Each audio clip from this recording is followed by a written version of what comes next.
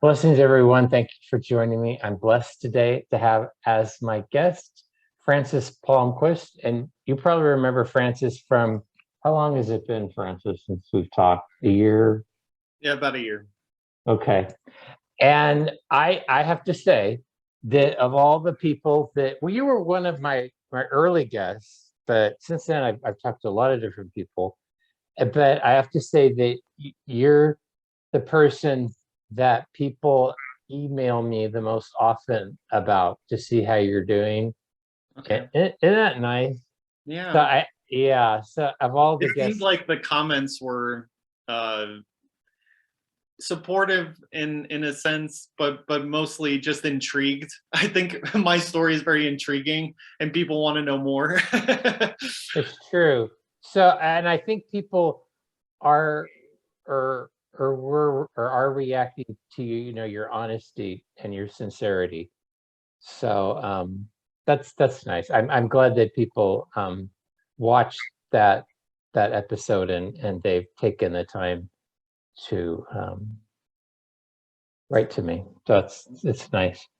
Because I never really know how people react to any of the shows. Because sometimes I think people just watch them and then that's it. But it's nice when people actually give me some feedback.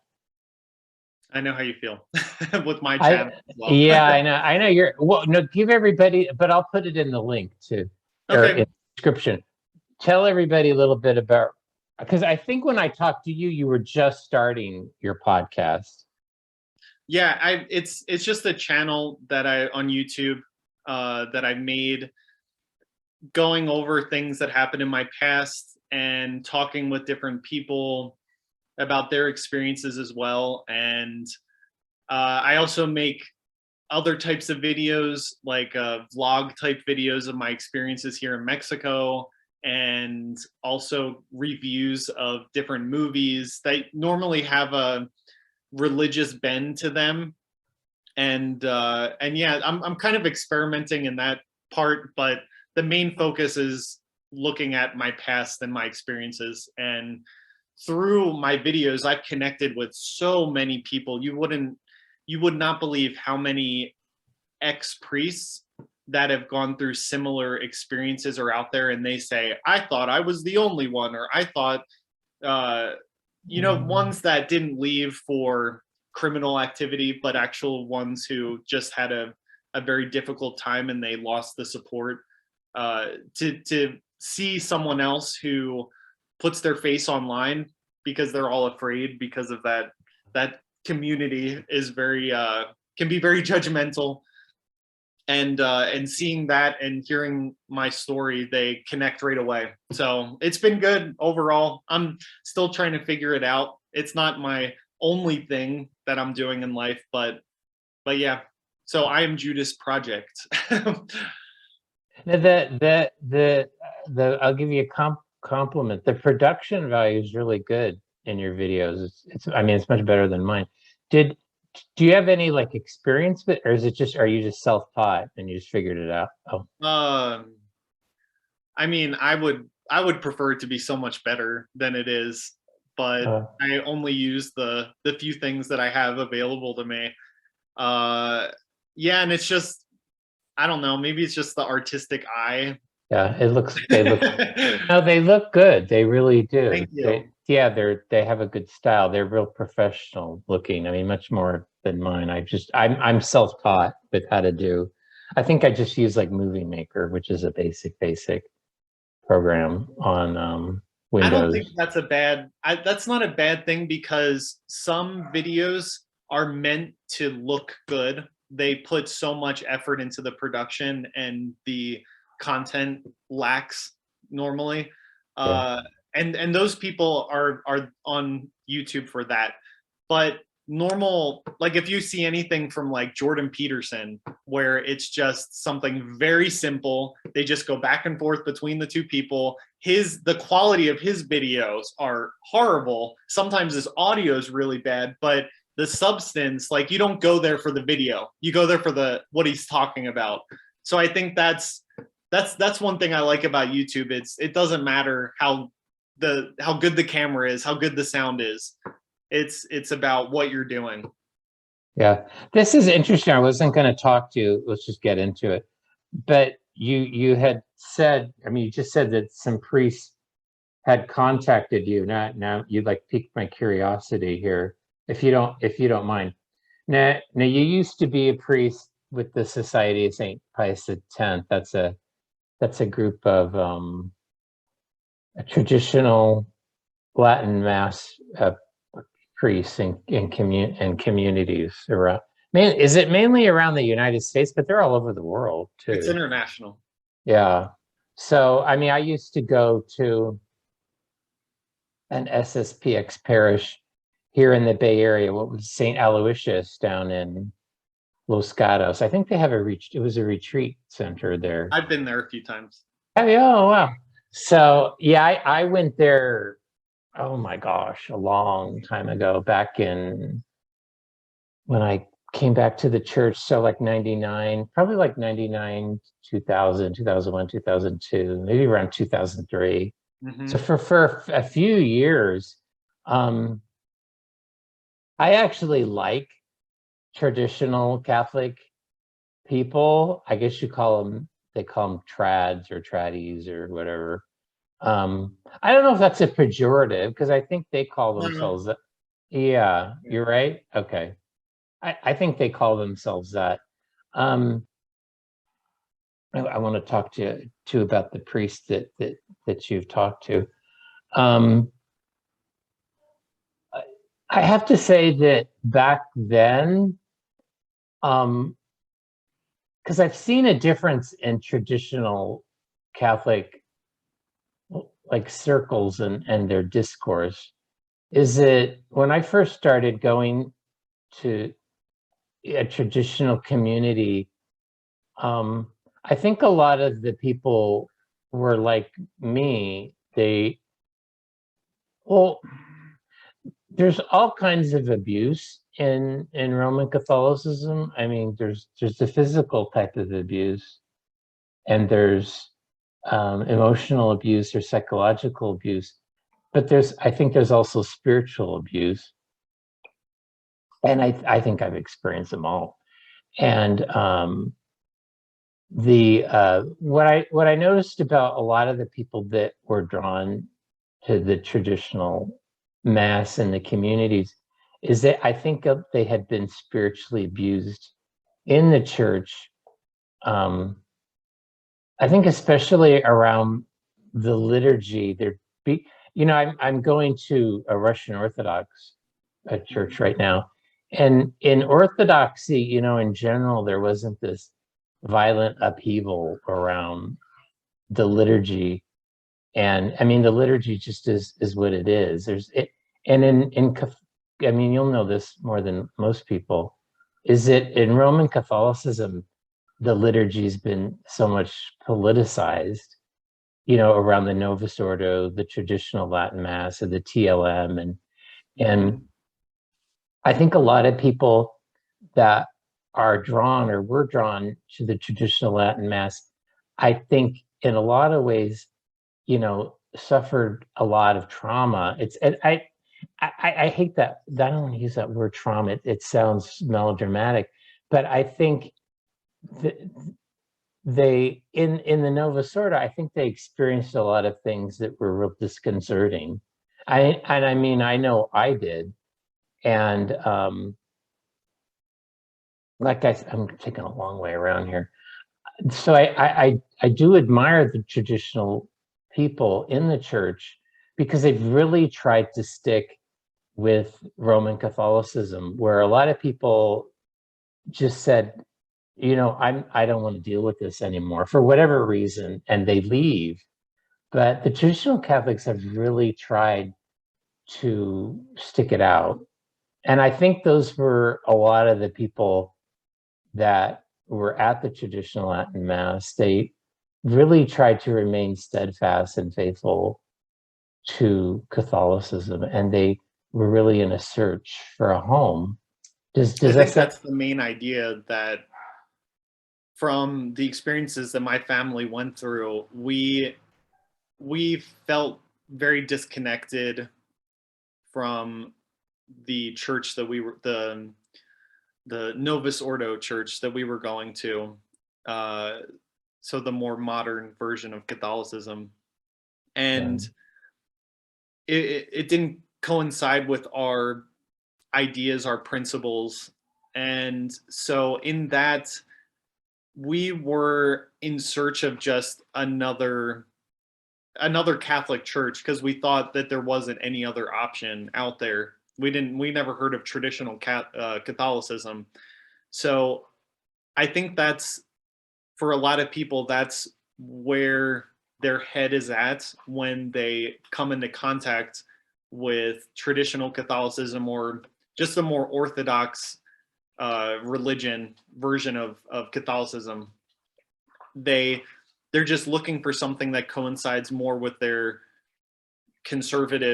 more conservative viewpoints. And when I know that when we went to the traditional mass with the Society of St. Pius X the first time, it was beyond what we were looking for. Like we didn't know, we didn't have an idea exactly of what we were looking for. We knew that it wasn't where we were at. But coming face to face with what was happening with the traditional Catholic movement, we realized, oh, our whole idea was off. That was our perspective at the time. Our whole conception of what Catholicism is was just a shell of what it should be. So in that sense, it just swept us away. And what you were saying about the trauma, you know, I'm also someone who doesn't like to just lightly use that word. It seems to me like one of those trigger words that that people throw around nowadays without understanding the ideas. But experiencing some sort of abuse, like you said, and trying to find a home. And I will tell you, almost every day, there's after mass, there was always some conversation about what happened in the real world, or what was going on in the news about the Novus Ordo Church and how they're attacking us. And it's like this perpetual state of, you know, solidifying more the decision to be in the traditional movement, if that makes sense. This is like a siege mentality, kind of. Yeah, it's like us against the world. Oh, I know what you're talking about. Yeah, and oh, can you believe what happened just the other day? I ran into an old parishioner from our old church, and they looked at me this way, and you know, it's that idea is always there, and finding that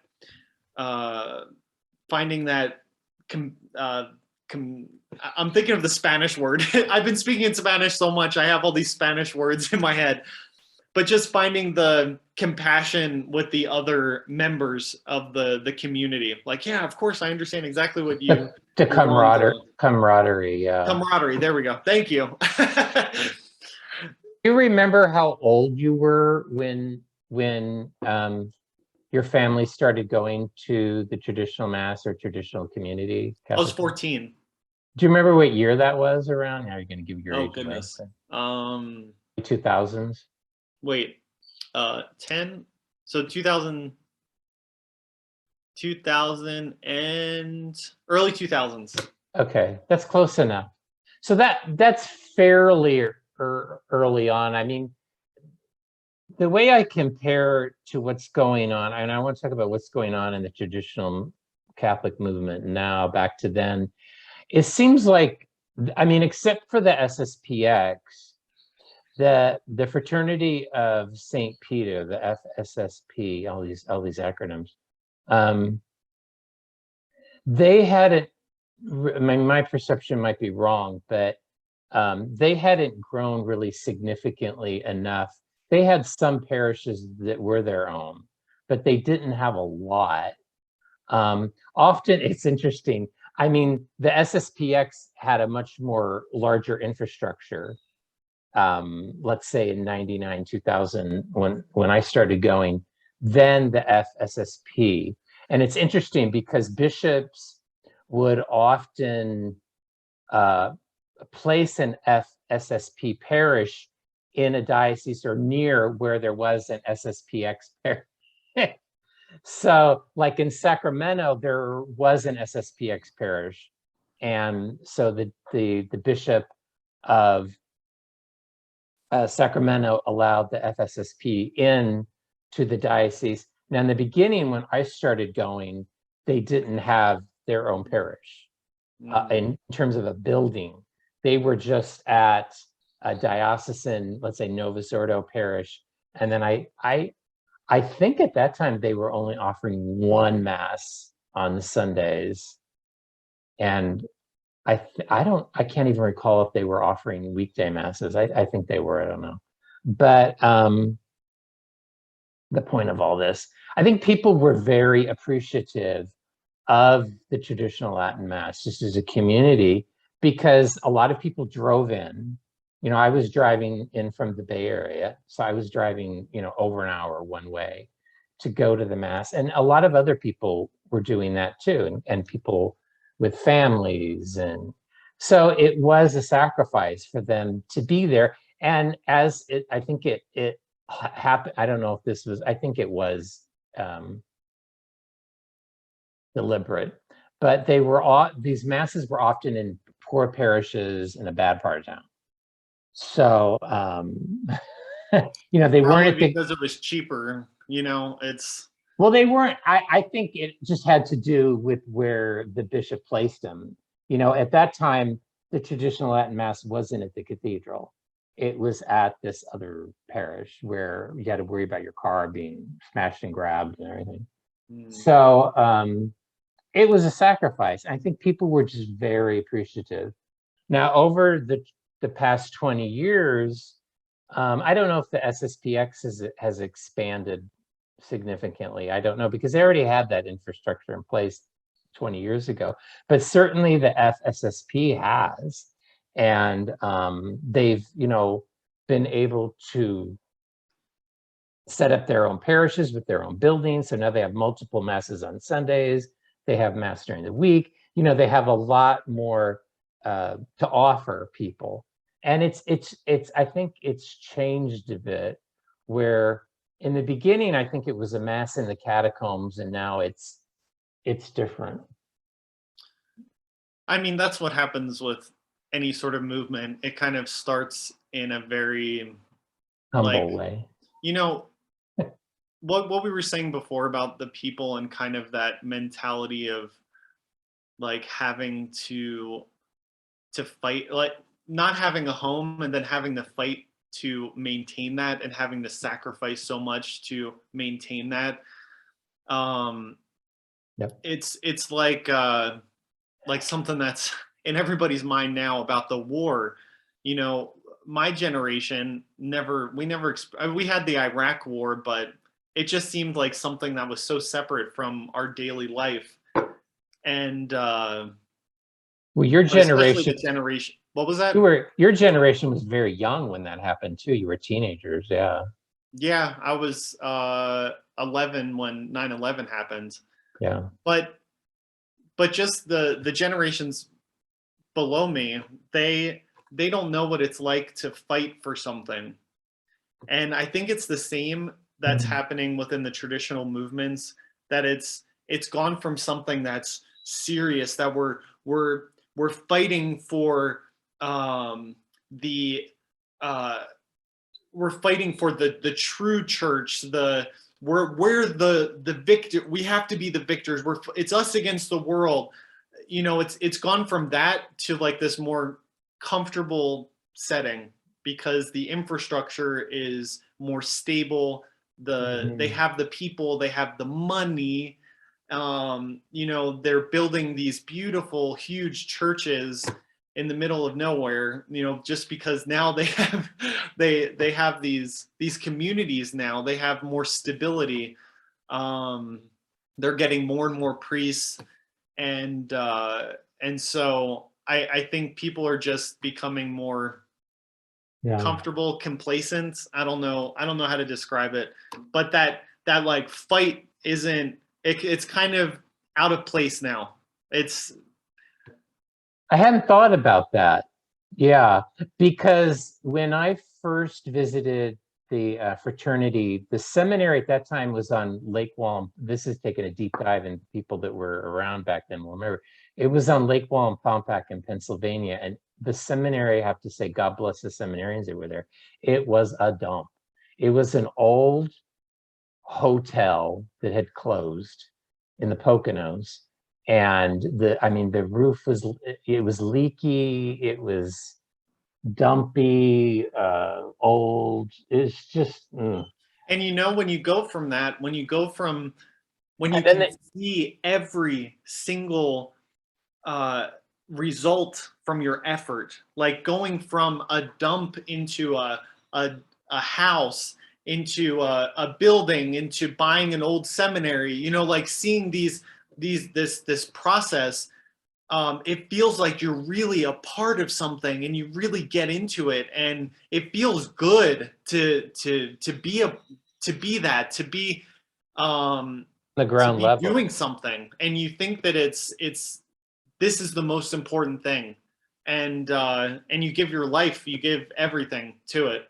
I've known families that spend hundreds of dollars on gas, especially now, right?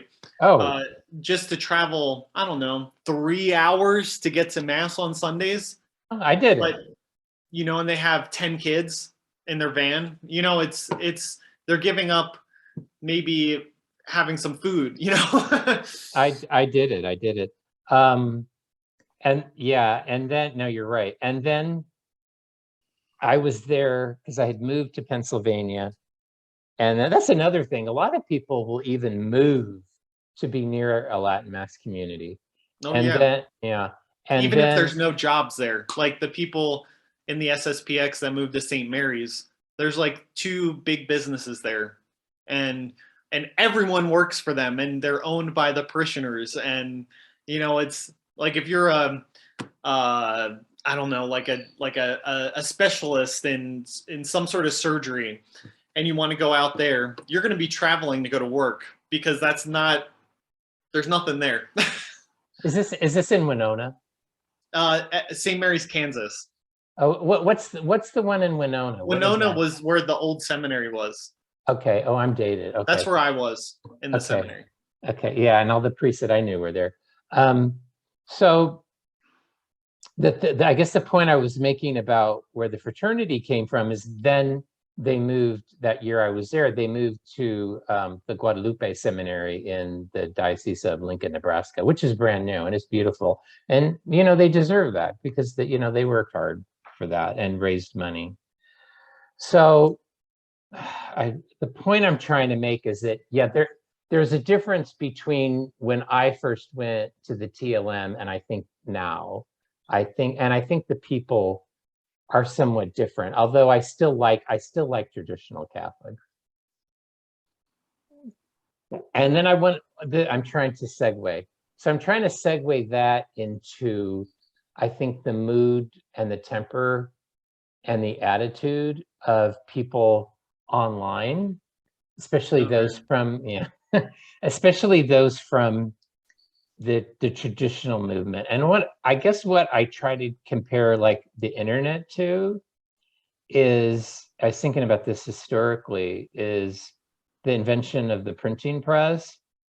Okay. And that coincided, not coincidentally, with the Reformation, the Protestant Reformation. So you had Martin Luther, you had the Protestant Reformation, you had the printing press, you had a lot of corruption in the church, and all these sort of came together at the same time, relatively the same time, to create sort of this perfect storm. And I almost think that we're going through this now, because if you look at now, there's this invention of a new technology, the Are you internet. talking specifically about social media? Yes, so the Okay. internet and social media, but I mean just the internet in general. So if you can compare the invention of the printing press with the internet, I mean it's a huge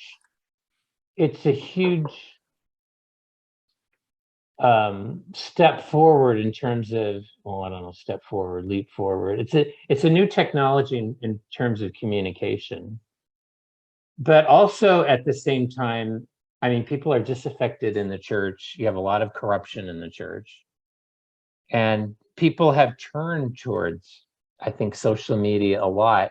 And I have to say, some of the worst type of rhetoric I've seen on the internet in terms of the Roman Catholic sphere. I mean, it's rough on the left side too, but I kind of give those people, I hate to generalize and say those people, but in terms of the left, I guess I'm a little more, I give them more leeway because I say, well, because I was there too. I don't know how educated they are in terms of the faith, and everything's very politicized.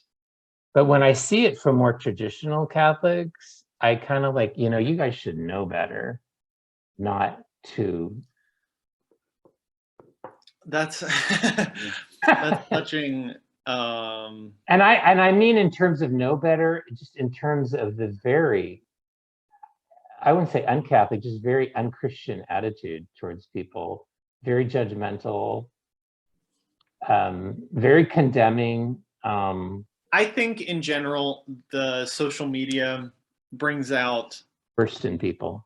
the, I don't want to say the worst, but it brings out a side that people don't normally express in day-to-day life, because we all have these elements within ourselves, of being judgmental, of having thoughts, having reactions to things, and there used to be more of a barrier to that. I'm not, unless you were face to face with the person, and I'm the type of person who's very expressive in my face, so people know exactly what I'm thinking.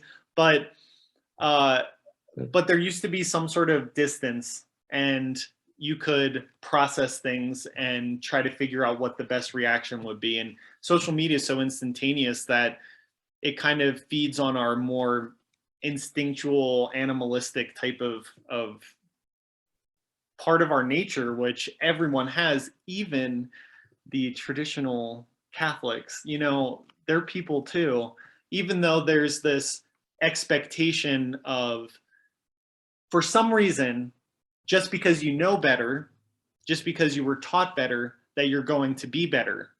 And I don't think that that's a reasonable way of approaching things. But that's kind of the mentality. Going back again, we're in this together. We have to not only be we not only have to learn the truth and hold on to the truth, but we have to be the beacons of truth for the whole world. And we don't accept anything less than that. And it's this fight for life. Maybe not so dramatic, but No. I think that's I there's this expectation, like when a priest maybe says something I don't agree with, or that I think is not the correct way of expressing it, then that's not a good priest, or he's wrong, or he's not representing us the right way. Or if there's someone who does something illegal or criminal, a priest or something like that, we have to save face. We have to deal with this internally, because we are the beacons of truth. We have to represent a higher plane of existence. So online, you really see a side to people that that's very reactionary, very. I could actually pull out my phone and give you some comments from traditional Catholics on my page, on my YouTube. Maybe you want me to do that to give you some interesting content. But the way people talk, you think, is this just something that they're just saying because they're following the trends of being polemic and being fiery and really cutting deep? Or is this really kind of how they think, because they are Catholic. I know that they're Catholic. I know the standard that they have in their life or that they should have. So why are, it's more complicated with the Catholics, but I take social media comments as a grain of salt. I don't know. I think it's a little of both. You were saying, well, which is it? Yeah, I think it's a little of both. People just being really obnoxious, and then people, that's the way they actually think too. And where I'm kind of going, where I kind of wanted to go with this with you, and I think you touched upon it. You didn't touch upon it. You actually did hit it. I think that discourse online, especially in traditional circles, becomes very vitriolic, and I think it it has to do with what you said, is that with this split in the Catholic Church, and I think it ran right down the liturgy, is that the the traditional side, the TLM really has, I don't want to say marketed it, but it's really, I think in that mindset, it encapsulates, like you said, the truth. It's the anti-corrupt wing of Catholicism. You know, I think with a Yeah, lot of yeah, people, exactly. It's the pure Catholicism. And it not only that, but it has to give good fruit. There has to be good results to this to verify this whole thing, to verify the whole thing. You can't, one of the things that, as example, I'm sorry for cutting you off, but one of the no, go examples that I ahead. have is, do you realize that within the SSPX, almost half the priests have left? No, I didn't know What? that. Half the priests? That's not something they go around telling people. They don't go around saying that, because if that's happening, there has to be some reason. But we don't want to touch the reason, because we have to focus on, we have new priests. We're growing. We have, how many people are leaving these traditional movements? There's these things that we kind of just keep behind the curtain, under the rug, because it's this focus on, we have to be the families that have 20 children. We have to have the new churches that are being built. We have to maintain these things, because if we don't, then why do we exist? That, yeah, accentuate, and I wouldn't say accentuating the positive, but I think, building up your own brand. I think, I mean, you see that in the mainstream Catholic Church too, where if you talk to the bishops, it's like, and nothing has, it's never been so great. That's the party line. Politics. Yeah, that's the party line. I mean, they talk about new Catholics coming in, but they don't say, well, it has a lot to do with immigration from Latin America, and those people don't really stay in the American Yeah. Catholic Church. And then, people in the United States have left in mass, Catholic. So they don't talk about that. But so like if someone's like a devotee of, let's say, the worst of the worst, the Jesuits, I mean, they sort of know that the history of the Jesuits, especially in terms of abuse and corruption, that's sort of baked in. And I mean, I don't know how they figure that out in their head, but I don't know, somehow they do. But I also kind of think that those sort of people, and I'm thinking like Nancy Pelosi and Joe Biden and Gavin Newsom, I don't know how well educated or how corrupted they've been in terms of the faith. I kind of think it's the latter. I think that, because I know people like this, I think they've been fed just a lot of lies concerning Catholicism, especially like on abortion and same-sex marriage and all of that stuff, that I think they've been able to integrate whatever their spirituality is with the church, and it's okay. And I especially, the Jesuits are really good at doing that and manipulating people. But I think people that do turn, those that do turn to the TLM and Catholicism, like you said, are looking for the opposite of that, the antidote. You know, you shouldn't have corruption, financial corruption. You know, you're sort of away from the boot. Although this is false, and I've tried to talk about that. You know, you're under the heel. You're sort of away from. I shouldn't say under the heel. You're sort of away from the corruption of the bureaucracy and the hierarchy in the church. You sort of have your own thing going, especially with the SSPX. And it's supposed to be a safe, family-friendly haven for these people. But is it? And this is kind of the point I tried to make, because I was involved with the judicial movement a long time ago, 20 years ago, and I was seeing abuse there. And I think there's a cult mentality in the traditional movement sometimes where you do protect the institution, you protect the idea, or you protect the community or the movement, because I was like self-brainwashing or self-censoring, and then you end up covering up your own abuse. The institution doesn't have to do it, you do it. And because I was really reticent about saying anything that had gone on in the traditional community that I was with, because I was afraid that it would hurt the movement in general. It's pretty Isn't that sad. interesting? I've heard many people say that, like they were afraid, or even people who were continuing on with the motions, even though it was destroying them inside, because they felt like they were living a double life. And they were trying to maintain the hypocrisy that they were causing in their life. The reason why they didn't just choose one side or the other was because they felt like they would be destroying the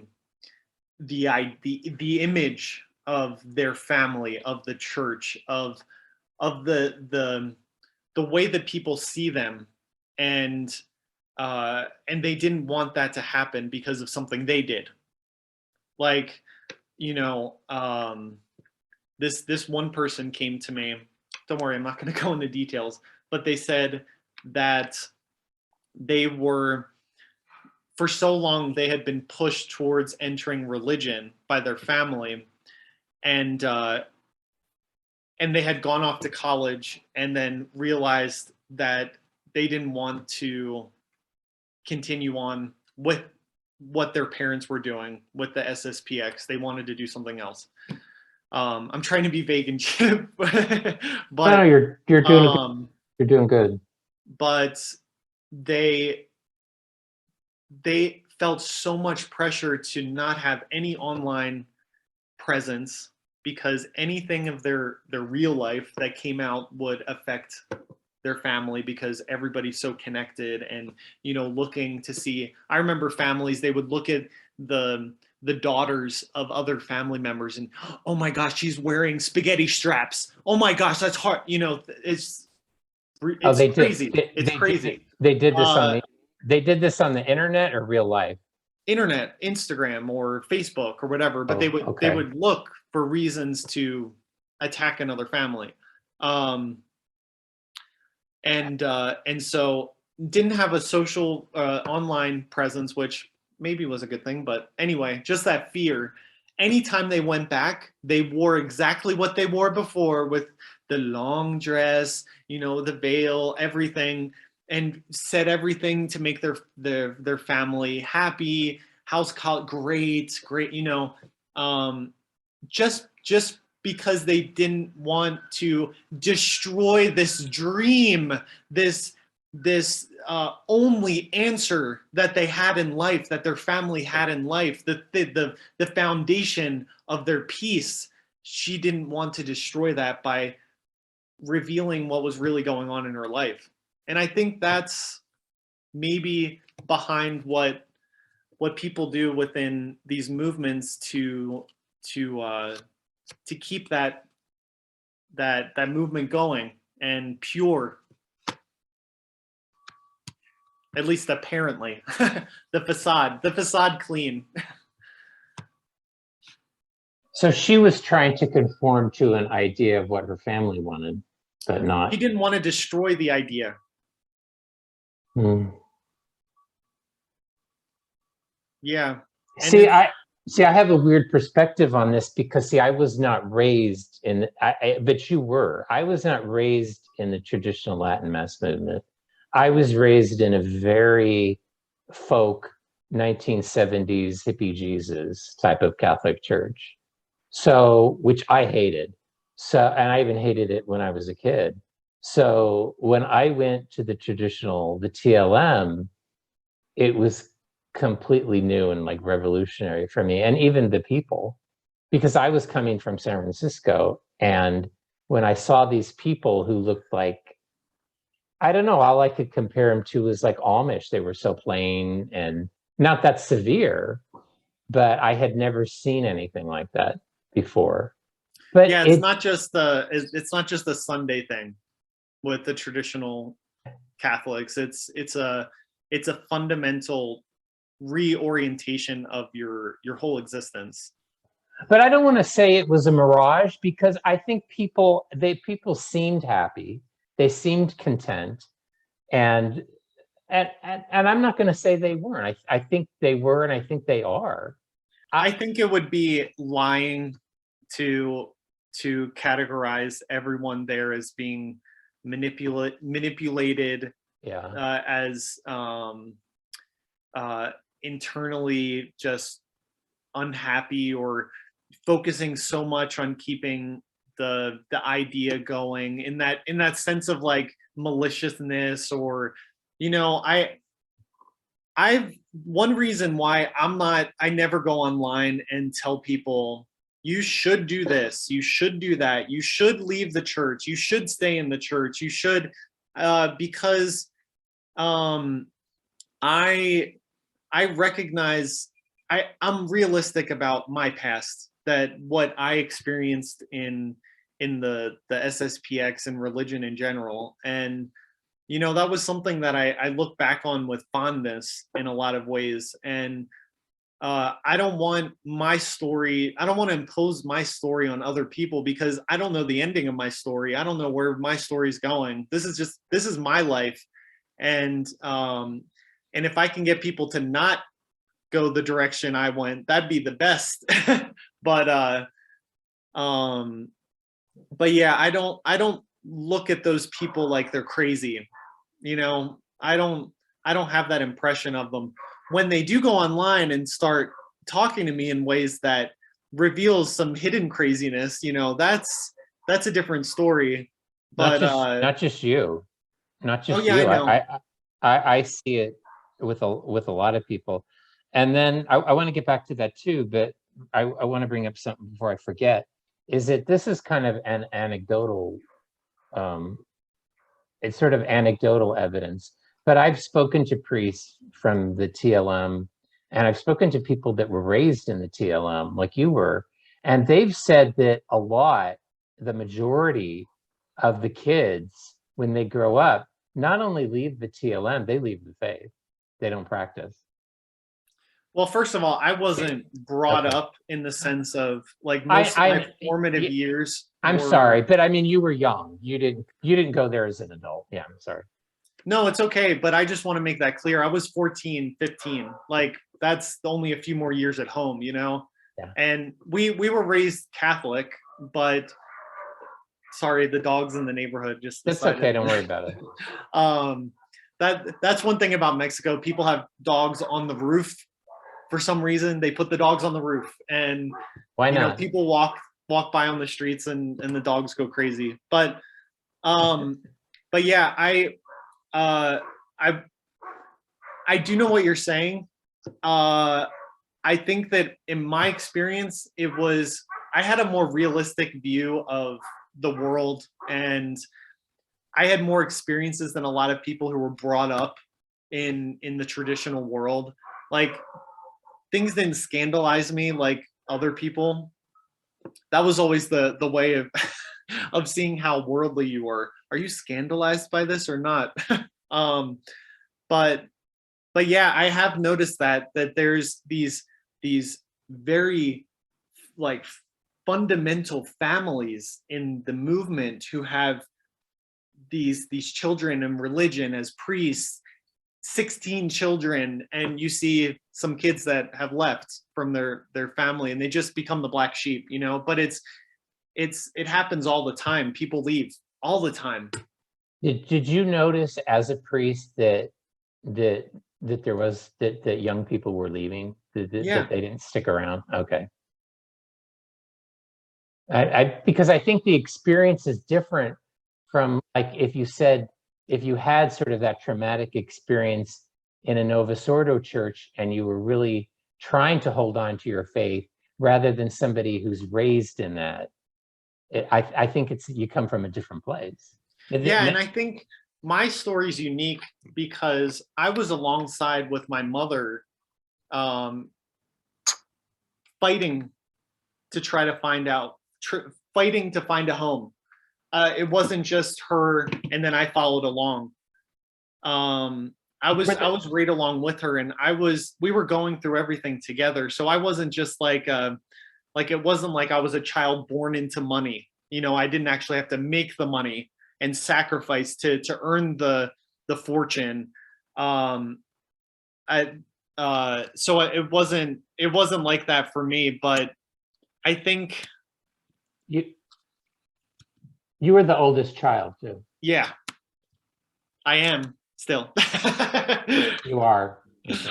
What I Yes. want to, okay, where I'm going to is that I think I wanted to segue again with you to some of your experiences, or if you'd share them. Because what I see online with a lot of traditional Catholics in terms of the vitriol, I think it comes from a cult mentality, but you already described this, where you really get into that bunker mindset where it's us against the world. And for, I think for people, a lot of times the traditional movement, it isn't just something, it's not just a Sunday Catholic thing. I think it becomes much more a bigger part of your life. I know it did for me. And I needed that. I needed a community. I needed a way of life. I needed a dogma to live by. I needed a code. I Well, needed looking to at do. your experiences, I've seen this a lot of times with people who come over into a traditional movement, something more strict. They usually go to the other extreme and they're just out of control and they have no direction. You know, it's like they're just like in the middle of the ocean, and then they go all the way back the other extreme and they just go to this super strict, like they basically dictate like what movements you make during the day, you know, like, but their soul is craving that type of structure. And instead of like stopping here or here or here or here, it's just you go all the way to the other extreme. And there's a lot of people in that movement who they're not only fighting for Catholicism, they're fighting for what gave their life purpose. Ding, So it becomes something much more, ding, I ding. don't, personal isn't the right question, the right word, because religion is something very personal. It's But a it becomes, matter of being. yeah, it's a matter of their existence, their purpose. That's it. Because when I laughed when you were talking, because I was like, oh no, that's exactly me. That was exactly me. Because I was a very wayward kid. And then I know what the hell I was doing. And then I found the gay community, and that was a community. We had our own magazines, we had our own TV shows. No, not TV shows back then, except maybe Queer Eye for the Straight Guy. But you know, we had movies. Please, let's not talk about Yeah. those. But I mean, it was a very self-contained community, especially back then. I know sort of gay culture's sort of spread out now, but But you felt like you were a part of something. oh yeah, totally. We had a political movement. There was activism. It was There's a just, purpose. it was a purpose. I kind of, and you know, I believed certain things about myself and why I was here and what I was supposed to do. and my friends were gay, and it was just everything was gay. So, and I was fine. That's what I wanted. So when I left that, I was like, what the hell am I going to do? Who am I? What am I? Where do I belong? Do I belong anywhere? I don't know. So there was a real void and vacuum inside of me. And I found the traditional Latin Mass movement, and it was like, perfect. I'm back. I've got people, and I've got, there's a purpose, and there, because it had the gay community didn't really have this. It was sort of lacking. I think it's changed a bit now, and it had a spiritual aspect, having left one community that had given me, a purpose and a sense of being, and then going to another one. Well, there's a parallel, right? You go from being lost Yeah. as a gay guy trying to find a place, a community, and you found that. So you're looking for something, and then you realize that the community is not what you're actually looking for. It's not giving you what you're looking for. So it's another, you feel lost again, even though you're in the community. And then you go, The TLM to me felt like everything before had been a lie, and now it had been like a simulacrum of truth and of reality. that's interesting. We felt the same way. And then now, when I entered the TLM, I said, this is where I always belonged. That other thing was like a detour. Yeah. And this is the truth. This is where I belong. Right. So there was a certain kind of bunker mentality there that was similar but also different. And I wasn't going to do anything to jeopardize that. It's sad. So Well, you don't even think that it's possible. Like, you see people leaving all the time, but that's almost more of a reason to stay. It almost motivates you more to not be like that. Or for me, losing the faith, losing what I had there was so far from a possibility for me. Like, I realized that we all have weakness, and anything's possible. I do understand that. I wasn't just living in a complete delusion about myself and the capacity that I have within myself. But in the back of my head, it was, I have so much faith that God's gonna get me through this life. I mean, and he's given me so much already. I've been, so much truth has been revealed to me.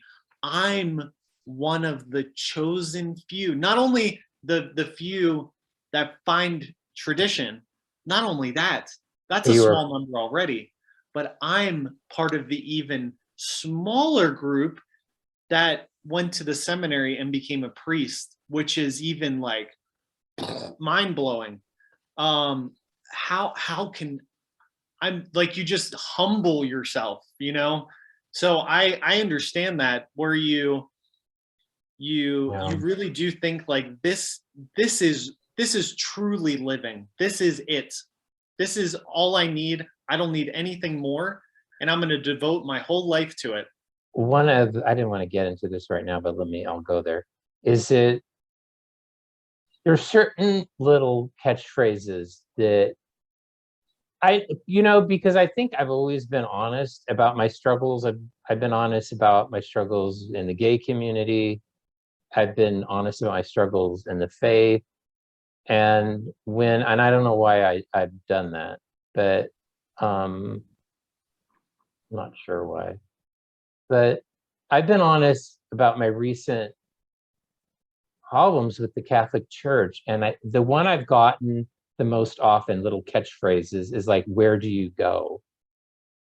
And that's like, I know people that write that like online. I know it comes from a good place, but it's also like super sick, because it's telling people you can't leave. There's nowhere else. And that's what I was telling myself. This is what I talked about, the self brainwashing, because when I was like, what the hell am I going to do? I'm like, Joe, you've done this before. What am I going to do? What And am it I doesn't going make logical sense in that perspective, because it's like, this is the imagery. You have been traveling through the desert. You were about to die of thirst, and to? you find an oasis. Why would you rationally leave the only oasis to just go out and die in the desert? Yeah. Why? That's stupid. I don't know. Well, I do know, because in my gut, I couldn't take it anymore. I just, it's not that I was living a lie, because I don't think Catholicism is a lie. Although I'm not Roman Catholic anymore, I just felt like the corruption and the abuse and going on around me, I couldn't be a part of it anymore, even silently a part of it. I think we put too much pressure on ourselves to not be one of the dumb ones. We don't want to be part of the ignorant people who don't understand what's really happening. Yeah. It's really difficult for us. Like, having that, like, I can't believe I just spent my whole life and now I found tradition. Why did it take me so long? And I think that. it's this pressure to be correct, to have the truth. And instead of allowing ourselves, like I'm trying to do now, which is difficult, of allowing myself to experience the process of being in a state where I don't know what's happening. I don't know where I'm going, in the sense of where my decisions are leading me ultimately. I'm not 100% sure. So why am I going to put so much pressure on myself to have everything right now, when it's not possible for me right now to be in that state? Like it reminds me of like the like with the Protestants. We have family members that, 1 week they're going to this church and the next week they're going to this church, and then, it's like, now I'm at the good church with the good preacher who says exactly what is the truth, but then, a week later they're at another one because that one said something. It's this, like, having to be in the right place. And I'm not in a position to say this is the right way or this is the wrong way. None of But us really. Yeah. but we all put so much pressure on ourselves, and we don't want to be the people that leave, because we know how they're treated by the other people, as ignorant, as stupid, as stupid. Why would you leave? This is your salvation on the line, and you're one of the chosen ones. And it's difficult. It's very difficult. And that's why I don't tell people to leave, because it's not like, the I don't grass is either. greener on the other side type thing. I don't either. I know I've never told anybody to leave the Catholic Church. And what you said too rang true with me too, is because when I found the TLM and the traditional mass movement, I really was feeling like, wow, I am blessed. And not so much that I was chosen, but that I was really blessed. I was really blessed. And I tried to bring, because at that time in my family, I was the only one that was going to the traditional Latin Mass. So all of my friends and my family that are Catholic, I tried to bring them all along to varying degrees of success, because I felt that this was the true church. And of course, I want people that I love to come along with me. Which is normal. That's a normal reaction. I know, No, that's there's nothing wrong with that. No. But it's a bit cult-like. But but it is and it's not, because the Catholic Church is a cult, in the sense of it's a culture, it's a society centered around a form of worship. That is a cult by definition. And that we've twisted the word cult to mean something that's sinister, that manipulative. And in a sense, Yeah. there is this conforming to an idea that happens within religion, and that's normal. And the idea of proselytizing, that's normal. Oh, That's you're a right. Right. normal behavior.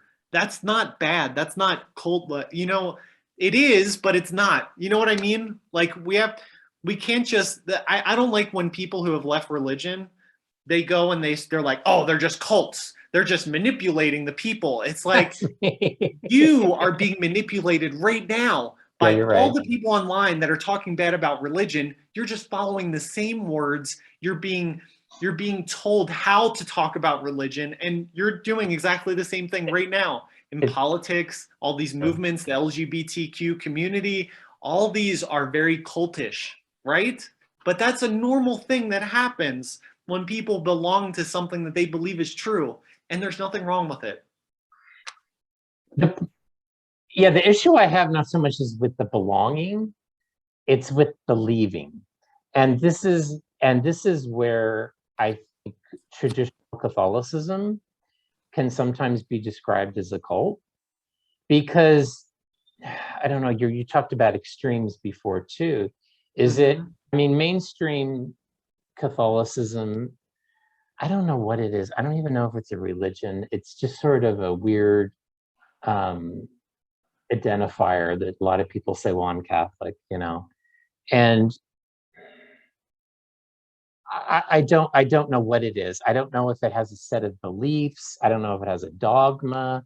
I don't know what it is, because it's so all over the place, Mm-hmm. you know. Because I always use this example of San Francisco. There's a Catholic parish where the priest will bless your same-sex marriage, and then there's one over the hill where the priest will pretty much probably quote the catechism verbatim. So I don't know if those are the same religion. I don't know what they are. But, and if you leave that religion, I don't think people are going to know or even care. They probably might even say, you know, good for you. But I'd say in the traditional movement, if you do leave, it's not, people will come after you, you know. Some people will.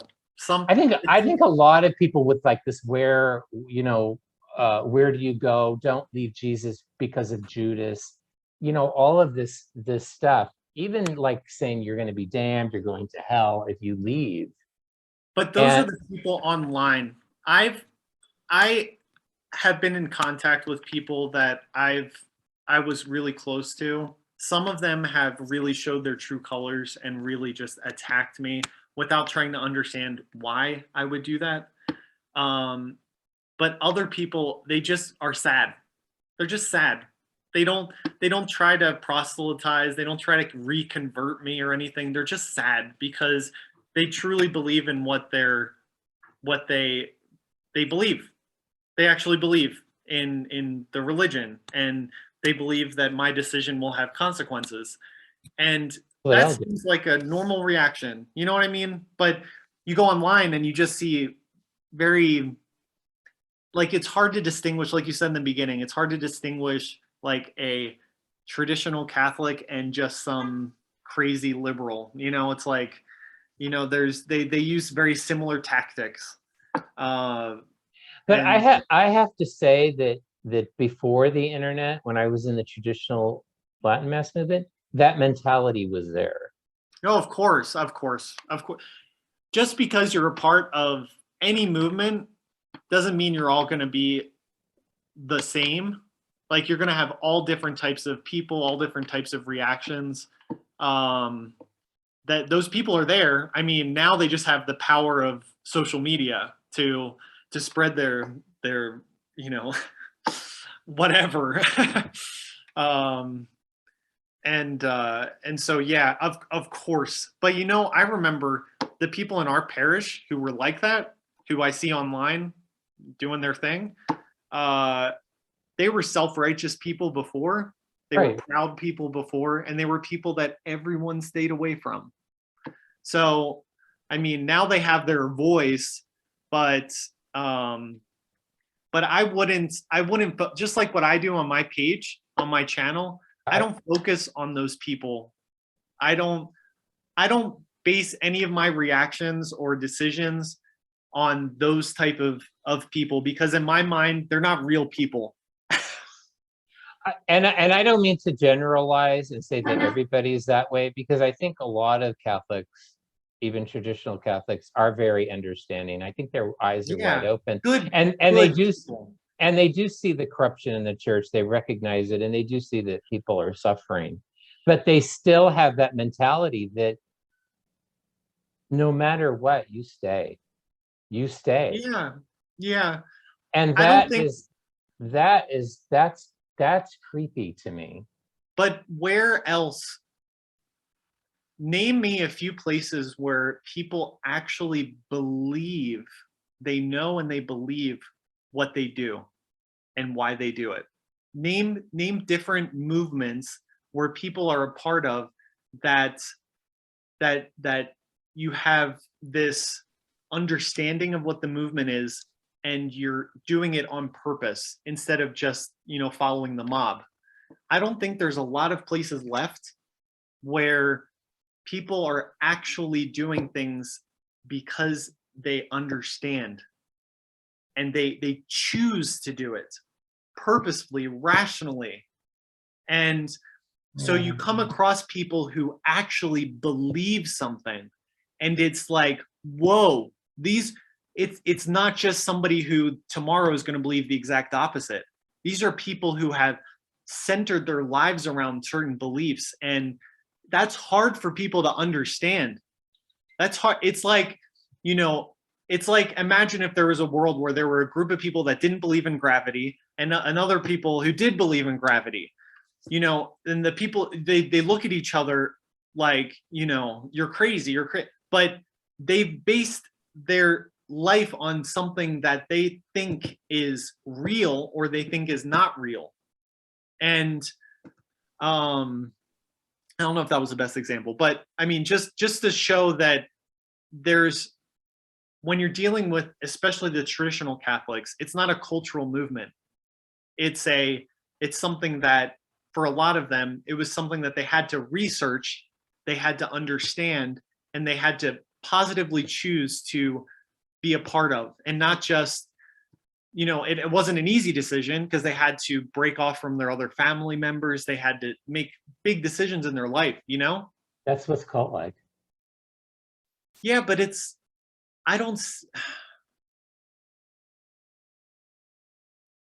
in my perspective now,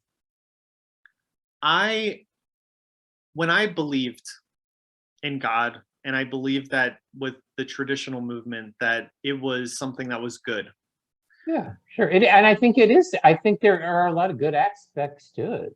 But when I was brought up to be the type of person that if you believe something, then it's not just going to affect how you talk to people, or putting on a mask, or going along with the motions. But if you actually believe something exists and is real, then it's going to have a profound effect in every aspect of your life, depending on what it is. And what's more fundamental than religion in someone's life? It affects every single aspect of your life.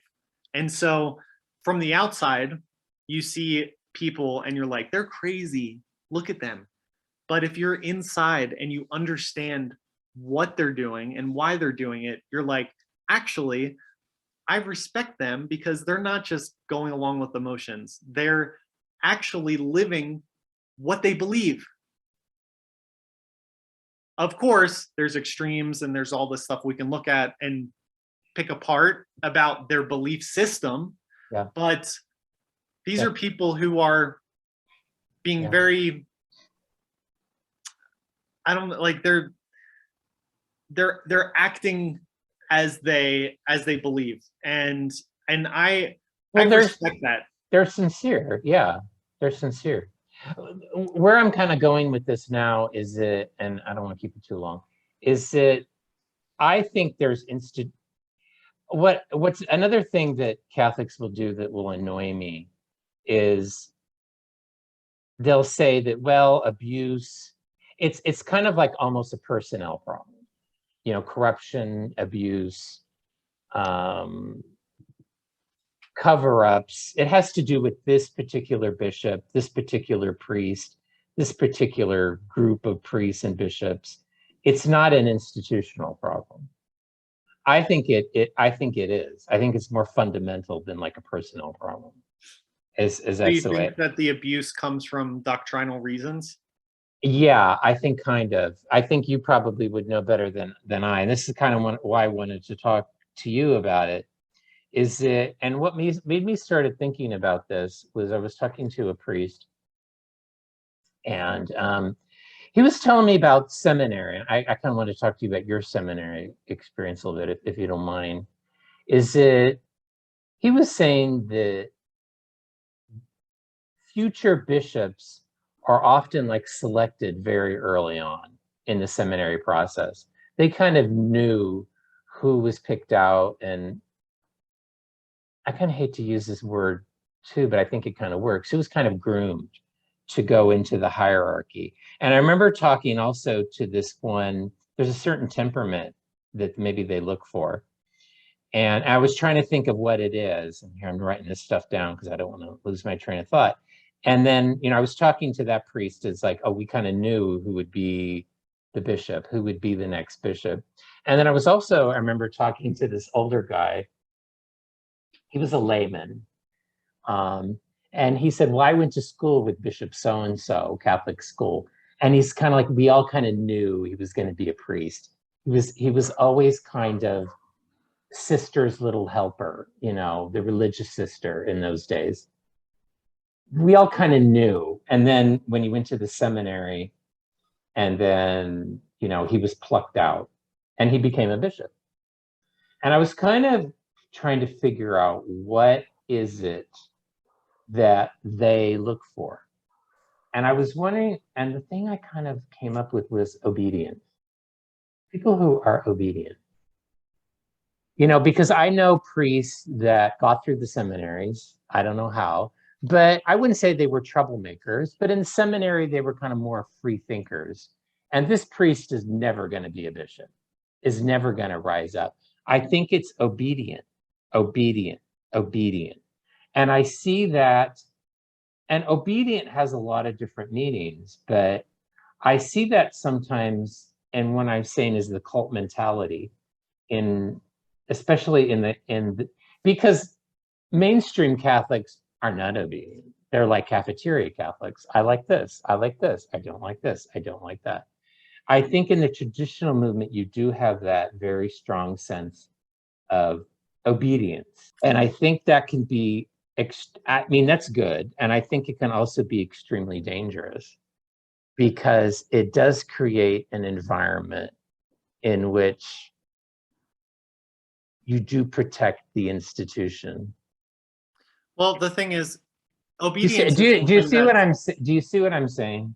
I think to clarify it a little bit more, I Okay, think go. obedience is something that's necessary for any sort of hierarchical structure, any sort of societal structure. There has to be a level of obedience. Even within a family, the children have to obey the parents. But the thing is, there's Real quick, Francis, this is an extreme example, but like at the Nuremberg trials, a lot of the Nazis, tried to excuse their action because they were being obedient.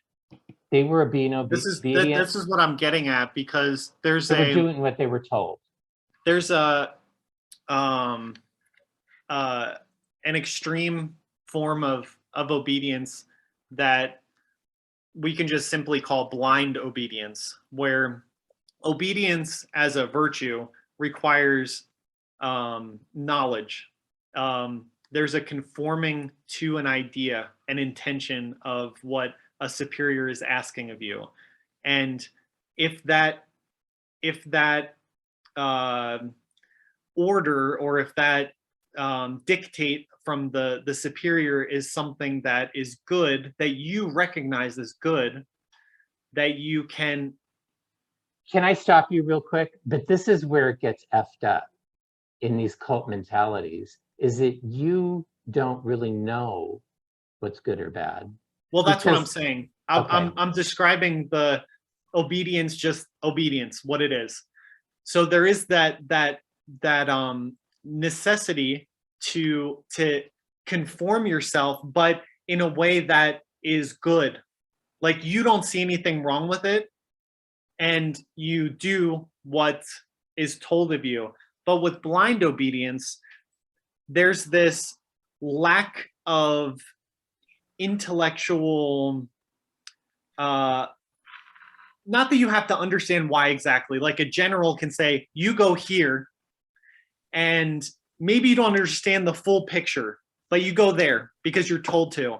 But if the general says, you go here and bomb this school full of children, then it's like, wait a second, I see something that is morally against what I believe.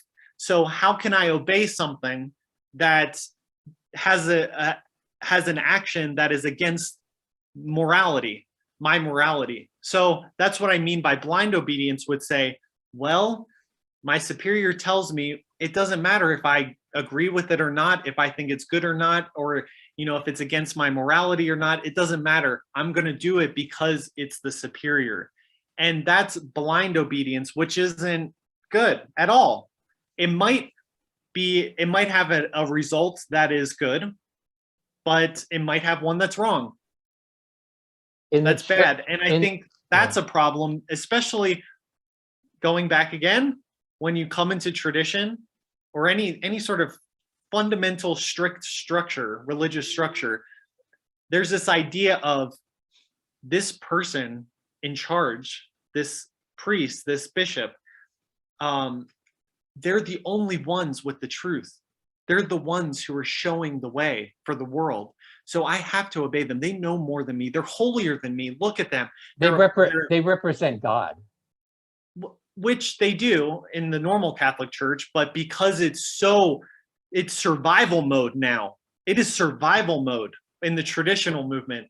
So it's this tendency to just go along with things because everyone else is doing it, and because it's told to me by this special representative of God, not just the normal one like with the Novus Ordo, but this special one, this blessed one by God. And so that's where the cultish behavior really comes out, is this just following, just being a follower.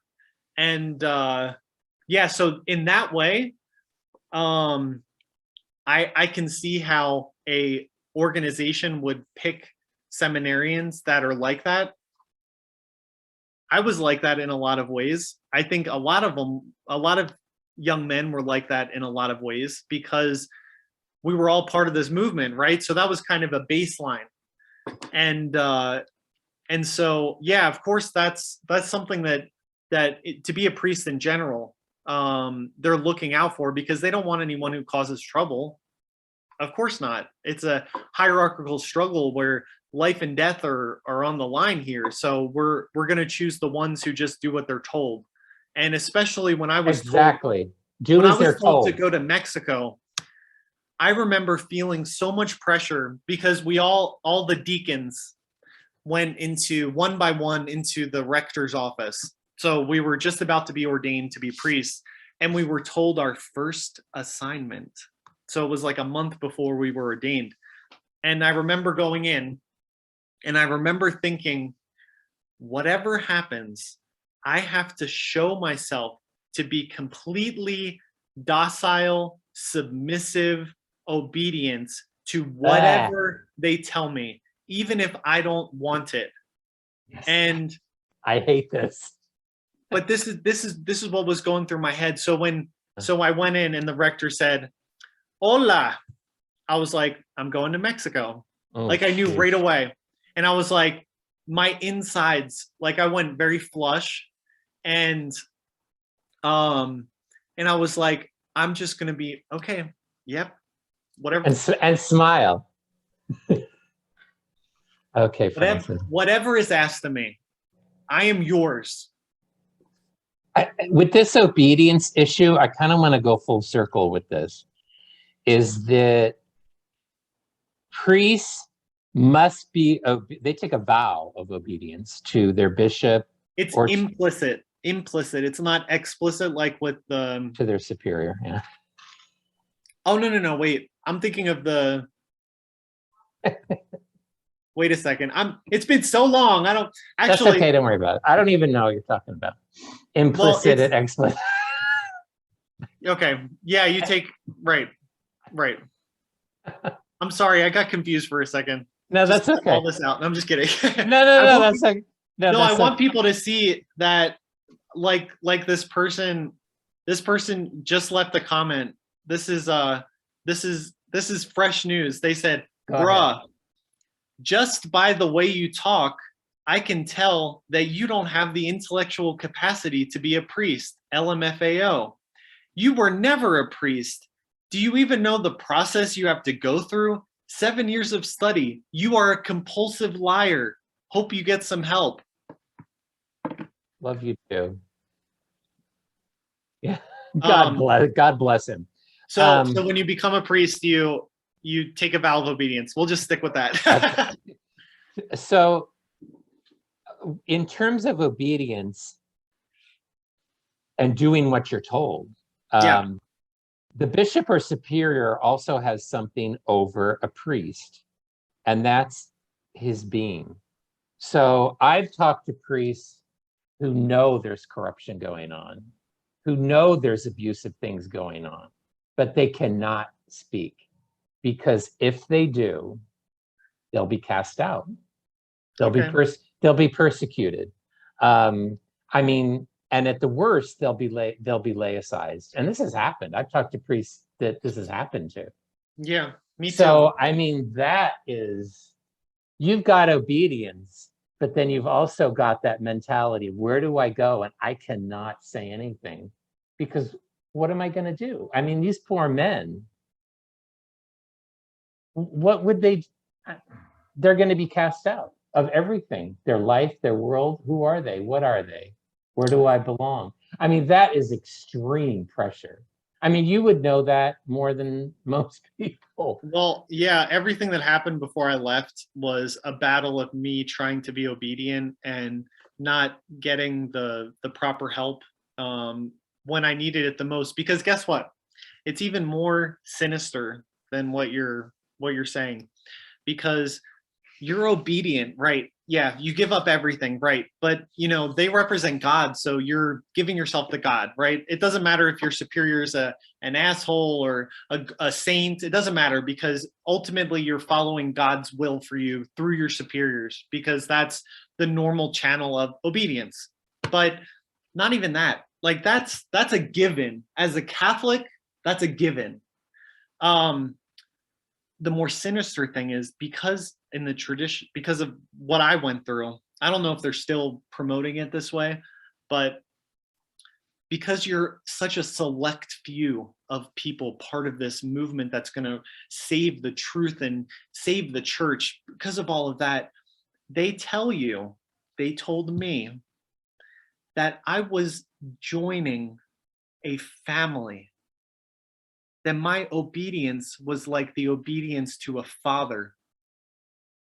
So it comes along, it's more dynamic than just obeying your superior. It becomes being a good child. It becomes being expecting the love and support from a father, from parents. It becomes so much more fundamental, the visceral, the connection that you have with the hierarchy. And that's what really blew up in my face when I realized that no one cares. No one cares. None of the superiors cared at all. And especially after I left, I didn't hear one thing from any of the superiors that were involved. Oh, well, you're dead. So. Oh, yeah, of course. But it's like, oh, this was the type of family that they were talking about, a very dysfunctional family. They should have been more specific. Yeah, it really touches some, because you're like, a family, wow. It's not just my boss, it's my father. Yeah. And we hear over and over again in the seminary the lack of fatherhood in society, and the necessity of having fathers, real fathers. And this is what a real father is, and this is what a real father does for their children. And you have this whole idea in your head about what to expect, and then someone says, I will be that father for you. Yeah. Wow. Yep. Boy, I'm going to talk about that a little bit too. Did you ever know of anything going on in the SSPX where you were told, I mean, specifically not to say anything? No. No, but I mean, not with anything serious, but you kind of overlook things. Like, you just have this tendency of being like, this priest, he's kind of weird and he does weird things, and you just kind of overlook it because you're trying to have the big picture and, try to focus on the good stuff, but you see priests and you're like, that priest is drinking a little bit too much, or See, that that's not priest, good. Yeah. stuff like that. And you just kind of have this mentality of like, not going to focus on that. I've heard that from other priests too, where other priests that they're around, because alcoholism can be a problem, and Oh yeah. where other priests have some serious psychological problems and it's not addressed. I would say one of the worst places to be if you're struggling and you have like mental health issues is a priest, because there's no support, or very, very little, because you just got to buckle down, smile, carry everybody else's burdens and sins, and carry on. Yeah, I mean, it's the way it's presented is like focusing, especially with certain priests, like how they run their boys' high schools.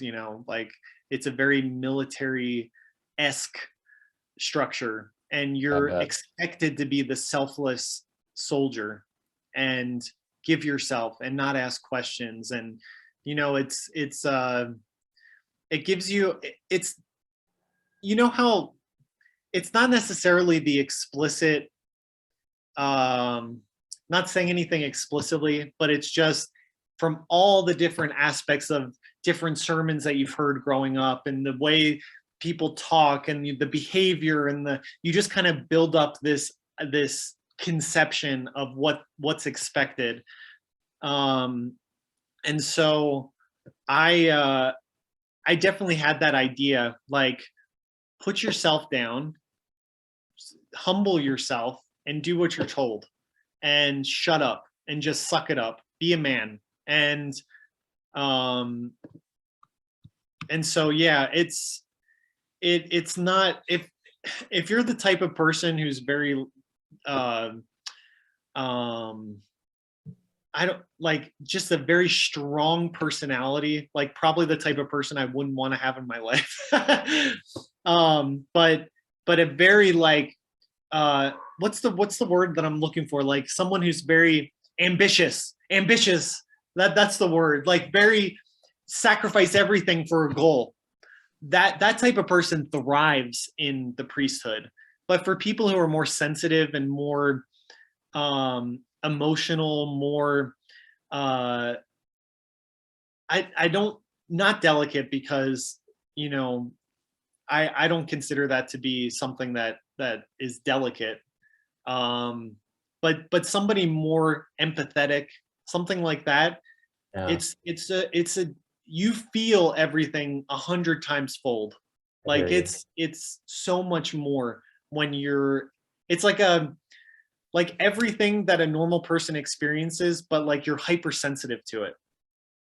And like you said, there's this apparent structure of support that I never experienced. And I was already going into it not expecting it, in the sense of, like, I thought that at least my faith and God would would support me through things. So it's not like that was my last thread. It wasn't just relying on everyone else to keep me up. But I was expecting that too. It just yeah, I'm just not an ambitious person at all, in the sense of I wasn't looking for anything for myself becoming a priest. It was like, well, at least, maybe this is a good thing that God can use me for. And Right. because I had such a bad self conception, I didn't think that I was worth a lot personally. And I thought, if God can use me in this way, then I'll have some worth in His eyes. Um, but the people who really make it to be the superiors and the heads of things, those are the ones who are the most ambitious, I think. Yeah. And a lot of this, yeah, I agree. A lot of this, not a request to be obedient, but a requirement to be obedient. A lot of this vitriol that I see in the laity, I think, is downstream from the seminaries, because that's where the priests are formed. So I think that headspace, it's transferred over to the laity, especially in the traditional movement. Something you said that was, and I wanted to tie it in with something else I was going to say anyway, which is priestly celibacy, which I think is an institutional problem in the Roman Church. Because you were talking about a focus on fatherhood in the seminary. That that hit me right in the head, because I think that goes to a sort of self-selective process in the seminaries. And I kind of wonder sometimes what type of young men are attracted to the Roman Catholic priesthood. And I don't care what you say, there's not you, but anybody, there's a higher preponderance of men who, let's say, are same-sex attracted, that are drawn to the Roman Catholic priesthood. And I've always kind of wondered why. And I knew a lot of gay guys that had gone into the military as well. And I think they were searching for, again, this is kind of like a purpose, a way of life, Their uh, place. their place. They're And I think trying to find out discipline, why they exist, because they don't see themselves fitting into the structure that's around them. So they're trying to find a reason for them to be. yeah. And I think it's a discipline, it's a way of life, it's a set of rules. And yeah, it's a way of being. I'm in the military, I'm somebody. And then I think sometimes that type of young man is drawn to the priesthood as well. And then I think where celibacy is such a problem, required celibacy, that I don't see in Orthodoxy a lot. Because I think when a man is married and with a woman, has a family, I think that grounds them in a certain way. And I think it takes them out of that mindset that I think that's very toxic sometimes in Catholicism, where you have these celibate men being obedient to each other.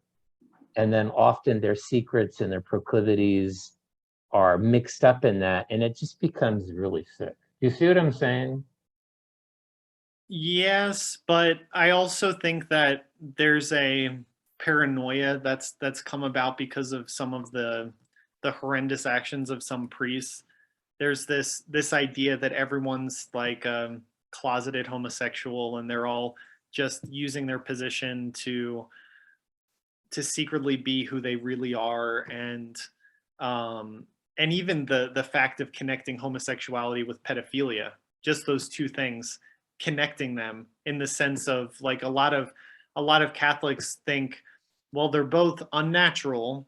Well, depending on what type of child abuse we're talking about, whether it's natural or unnatural, but it's all on that side of that it's a bad action. And so they tie it all in together. And Let me say I, this real quick, Francis, because I didn't want to imply that, but I think there's a certain type of guy that's drawn, and I'm looking at the Jesuits, and very awkward. And I don't know what their place would be in the wider secular gay male community. I'm not sure. But I think they do find sort of a strange niche in the Catholic Church, where I don't think they're just even, as people who I don't think they're are living. lost in the world and from religion, kind of feeling disowned, you find in tradition like all types of people. You find the most normal people that you've ever come across in your life, and you find the quacks, because in this place people have found uh, their home. They found an accepting place for them. But these people you would never see associate in real life. Just like in the seminary, I think there's this like for me, I wasn't looking for a place to hide from my homosexuality. That wasn't I was trying so hard to remove that from even recognizing that as a part of myself, that when I went to the seminary, it was because I actually thought God was calling me there because of the attraction that I felt towards religion, and and wanting the generosity of wanting to try that first. You know, what would happen if that didn't work out would be another issue. But I think from my experience in the seminary, I I was sure that I was the only person that was going through having, maybe there were a few other ones from things that they've said and now looking back where they might have had similar thoughts and attractions to me. But I think for the most part, a lot of the men who went there were just good guys trying to do what God wanted them to Of do. course, And of I course. don't know if that's just within the Society of St. Pius X, and maybe your perception comes from the Novus Ordo Church, which might be a little, which has a different dynamic. But I didn't have the impression that these people were trying were like what you're describing. Does that make sense? It I does. just didn't have Yeah. I didn't have that impression, and I wasn't naive. Like in some ways I was, but I wasn't. I was hypersensitive to those type of things because of my past that I would have picked up on a lot. Um, but there was no like secret, gay community when I was there. I heard there was something that happened before I entered, but all those priests were kicked out of the society. Like it seemed like it was they were trying to be very clear cut with things, and the people I met in the seminary were just good guys. Like I've never felt more connected with people than the people in the seminary, because we were all on the same page. We all had the same beliefs. Like when you meet somebody, you sometimes have to like fish out where they are. These people, we started off on the same page and then just grew. And I had so many friends that came from that, and they're good, good guys, good guys. Um, so I mean, I want to make sure that this is my experience, of course, but I want to make sure that's clear, that I'm not like certain people like church militant who want to portray the Society of St. Pius X as some pedophile factory, and like all these horrible things are coming out of it because of something that's happening in the seminary, that they're allowing all these horrible priests to be, or it's what? Like, are you kidding me? Like, are you living in reality? But I don't, I want to make sure that that's clear, that that's not, that wasn't my experience, but that's also um that wasn't even a part of the the discussion at all. And any believe me, even the ones who were a little quirky, like even physically, like in their expressions, that was like honed in upon, and you had to try to be normal like the rest of us. And I'm talking about people like, I don't know if you like people who were just like, I don't know, like let's talk about what's happening now in the world. Like there were seminarians who would come in and like, Putin is is the, you know, he's the best leader, and they would talk about Russia all the time. And, you know, like those people were like, okay, you have to like So tone you it back and become normal, so you or, have, you know, well, no, I don't think it's normal. So you have to conform. yes, but in ways where it's like even somebody on the outside world would be like, okay, this person is obviously like obsessed, or they're not a good representative of anything.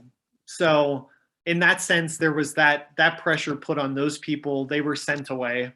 There were people who, um, uh, you know, maybe they were just too, I don't know, like they just had too much of a sexual impulse or something, and they were sent away too.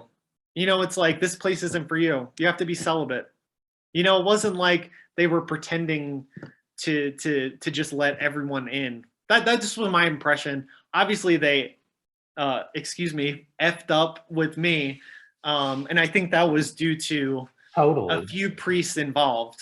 It's and the particular priest who was in charge of me, who knew about everything, a lot of the priests that have gone through the seminary under him have left. So there's something wrong with him. But I wouldn't say systematically there's this, that it's a pedo factory, you know?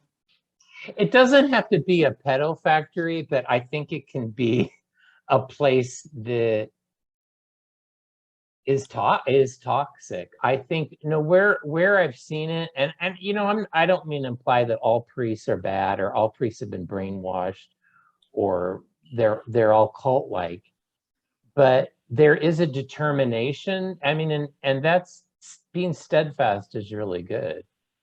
And there's a determination I've seen in a lot of seminarians who get through the process where, like you said, you're being called to that and it's what you think God wants you to be. But when they describe some of the things that they have to endure, I go, it's not healthy.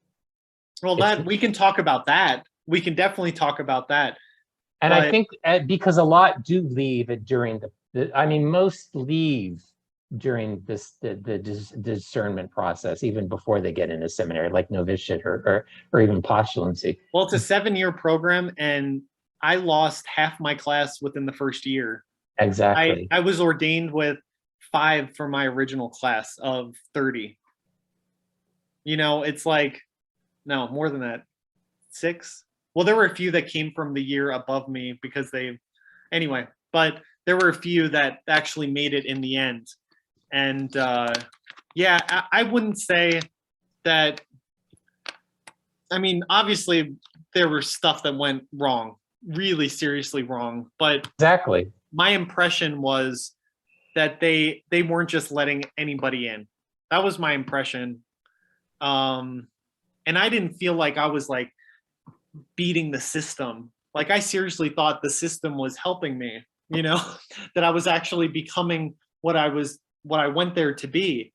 Um, so yeah, I don't, it's hard when you're on the outside and you see things happening and you think, where's this coming from? Where's the problem? Where's the source of this abuse that I see happening? And maybe it's one person who's the rector letting people through. Maybe it's the spiritual director who knows the details of the person. But Maybe it's systematic. Maybe you're trying to find what's exactly, the but cause. the system is set up in a way where those people who are abusive or manipulative can find a way to operate.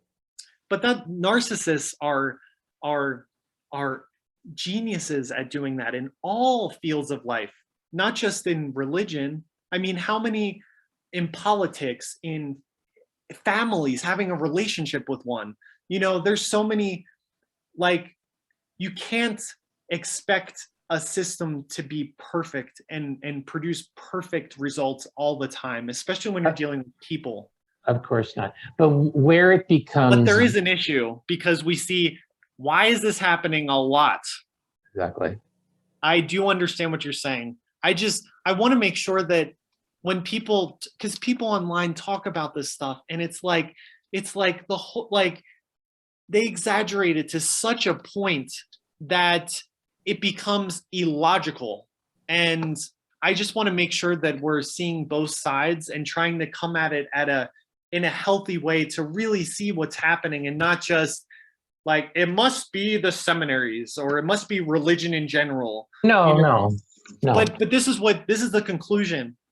There's abusive priests, therefore religion is not the answer. It's like whoa.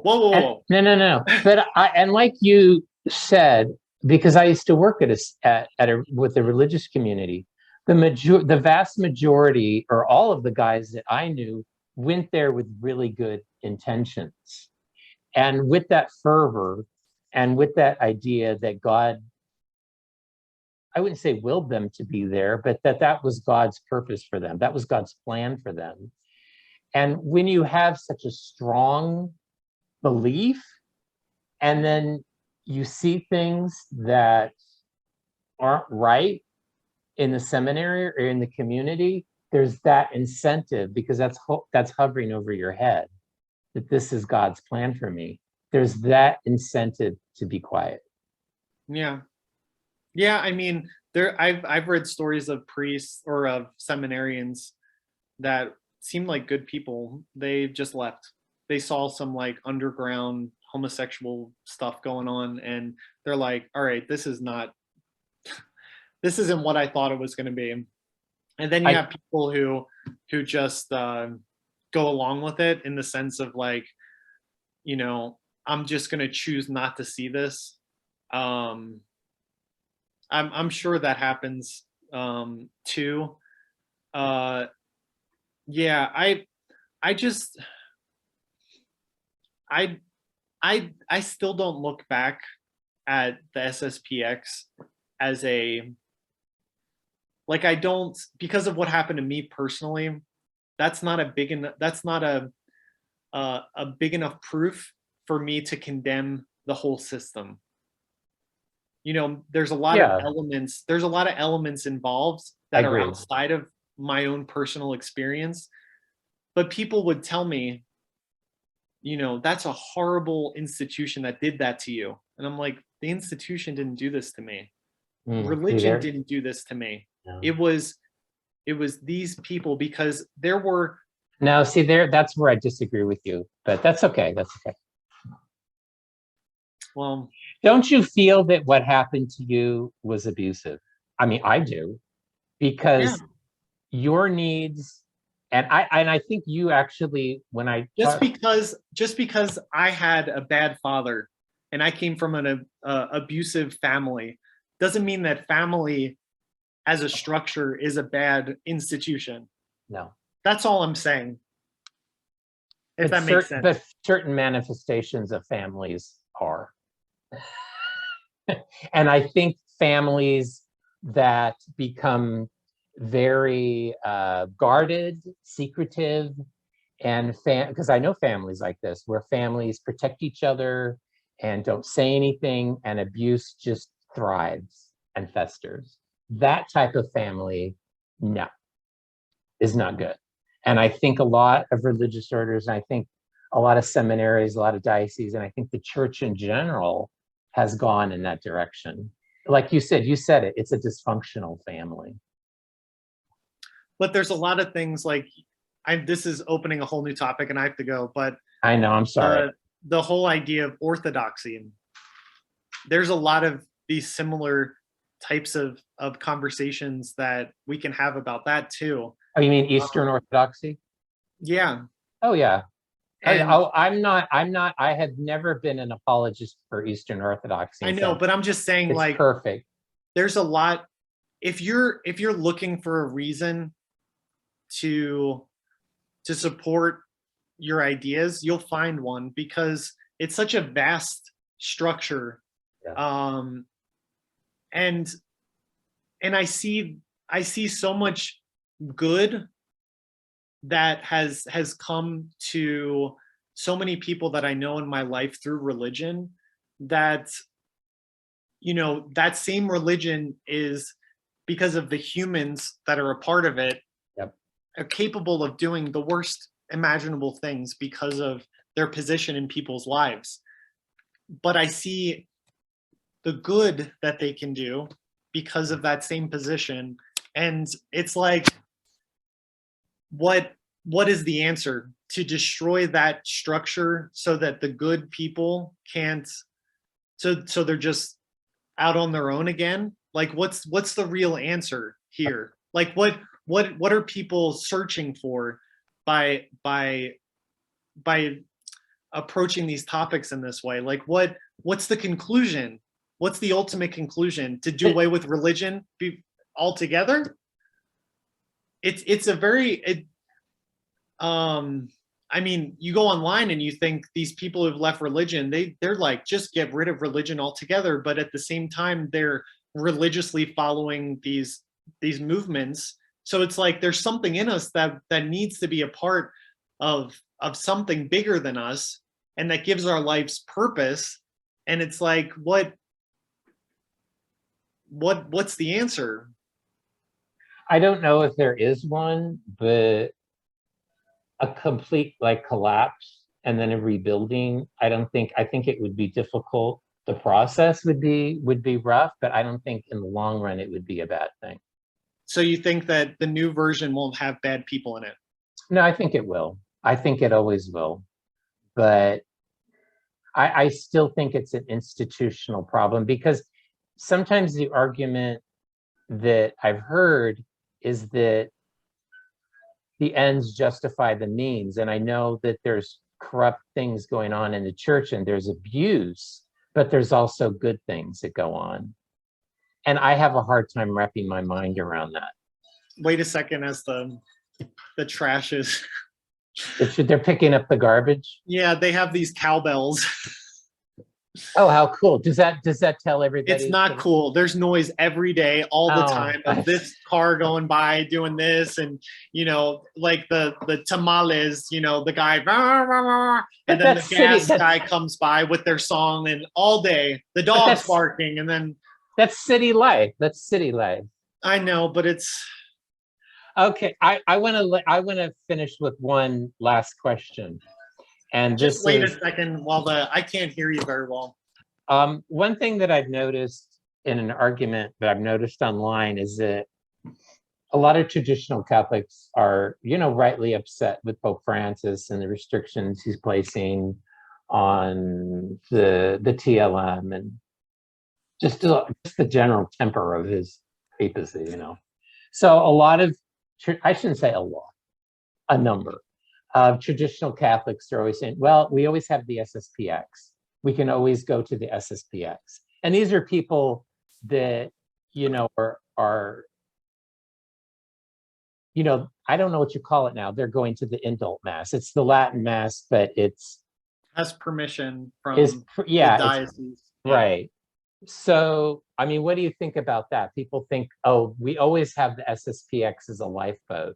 And I'm not going to defend Church Militant, but because, well, they don't need defending. But I mean, I think they have done good. They've given a voice to survivors, and I think they have exposed, corruption in the SSPX. However you take it. So I'm seeing these people saying, "Oh, we can always go to the SSPX." I'm like, "Oh, really?" I think all I'll say with regards to this, because like I said, like that's just not that's not part of my daily experience anymore. But I think that the more that the Pope attacks tradition, the more isolated it'll get, because right. when you're in a war, the more you're attacked, the more you are firm in your convictions, and the more isolated and the stronger you have to become as a unit to attack it. And when there's these moments of peace, that's where things kind of get loose. But in these moments of direct attack, that's when the sides are drawn. And whatever. I mean, I don't know. If it gets people to actually make some concrete opinions in their life about things, that's always a good thing. Instead of living in a gray area, it's always good to have to decide things in your life and make decisions. So in that sense, having this black or white type of situation coming up, you can't play the gray area. You can't play in the middle. You really have to make it a decision. But I think that the more isolated that these traditional groups get, the more they're going to become separate from reality. And Yep. and there's so much infighting You're amongst them. you're describing a cult separated from reality. And I think that the more secluded and the more entrenched they get, the more likely it is that abuse will take place and that it'll be covered up. I don't know. I'm not. Because the smaller the world gets for people, the more likely their grip on that world is going to be very, very tight. I think that I think from my perspective, the more that people become isolated, the easier it'll be for them to be manipulated, Yep. to be to overlook certain things Yep. that happen. But any sort of abuse or cover up doesn't happen with the people. It happens with the upper echelon, which aren't a lot of people. But see, this is the thing about enablers, is that if it wasn't for the people lower in the hierarchy that go along with it, it wouldn't happen. See, that's what I've seen, is that I've seen, and I did it myself. I covered up my own abuse. So that's where because you said people are more easily manipulated. But that type of behavior happens in the real world too. Like, if my father was abusing me, I wouldn't want to say anything because I don't want my parents to separate. Of course. So that's a normal victim abuser type of reaction. That doesn't just happen in hyper isolated religious structures. Yeah, I'm not trying to convince you, Francis. I'm just telling you how I feel. What are you trying to convince me of? I think it has a stronger charge in a religious community because the abuse is often merged with your belief, with your religious belief. And you're talking about sexual abuse, right? Yes, or any kind of abuse, spiritual abuse, psychological abuse, emotional abuse. It's your belief in God. They co-opt that in the manipulation. So it's much stronger. The hold on you is stronger. Like I said, I think people are more easily manipulated. The more isolated they are, the more they feel like they're attacked and they're with the only structure that can save them and save their soul, which is more important than their bodies. From their perspective, I mean, all those things come into play when you're dealing with any sort of abuse. But it's not just. I think there's a lot of things that can go wrong in that type of structure. I don't think that it'll cause more necessarily. I don't see where the connection is on more predatory behavior. I don't think that necessarily can. I don't see the connection. The more that people are invested in it, the more they have to lose, and I think the more reason they have to be quiet and cover up. It's kind of like leaving. It's kind of like the difference between leaving a job and leaving a religion. Like, you can have a job and the work environment is not good, and you're kind of like, you know what, I need to look for something else. I'm going to look for something else, and I'm going to get something else. And I'm going to, even though I've been at this job for a long time, I'm going to leave and move on. But when that kind of thing's like in a religion, I mean, it's not like looking for another job. It's like what the hell am I going to do? Right. No, I understand that. Yeah. I'm just saying that maybe to So clarify your idea is you're willing the to put up with more in a religion than, like, say, at a job. Like, you had a boss that was an asshole, and you can put it up for a while, and then you say, I'm going to look for other work. because Might there's be other possibilities. Right. right, No, but with a I religion, it's like, understand that. But I don't necessarily, maybe I misheard you, but you said there would be more abuse because of being more isolated. I think there's more possibility of abuse, yeah, but that I would, doesn't mean that there's going to be more abuse. I, You know what I I, mean? no, I I don't think see there, that. I think there's going to be more abuse, because if you have the possibility of more abuse, there's going to be, more abuse. One thing that I think is a big distinction between these traditional seminaries and the Novus Ordo seminaries is the traditional seminaries have more to lose. So I think that their structure is stricter because they have more of a face to keep, and they don't need priests going around, especially when one of the things that they're against in theory is the abuse that's happening with the priests, the gay priests, these gay seminaries, these all these ideas about Catholicism that in theory they're trying, especially the whole purpose of the SSPX is the priests. It's not the faithful, it's the priests to keep the priesthood. So in that sense, I saw the seminary, especially hearing stories from other seminaries. I was like, thank God I'm here, because this seems to be like how it should be. That there's a clear direction, there's a clear guidelines on what is expected of people to be a priest. So in my mind, I would think that as people it becomes more and more desperate for them to maintain like this conviction, the more picky that they'll be in the seminary.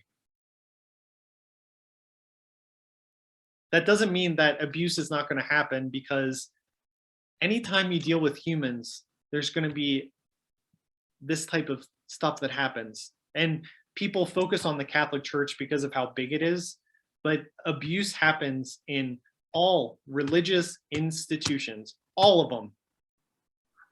Yeah, and I want to let you go too, but I don't want to belabor this. And I agree, like, in theory, with what you're saying, but I just kind of think of your example, because one of the things that bothered me the most about your testimony was that when you were struggling, and your struggle was pretty severe. I mean, you're I don't want to put words in your mouth. I'll just say your struggle was severe. It had physical, mental ramifications.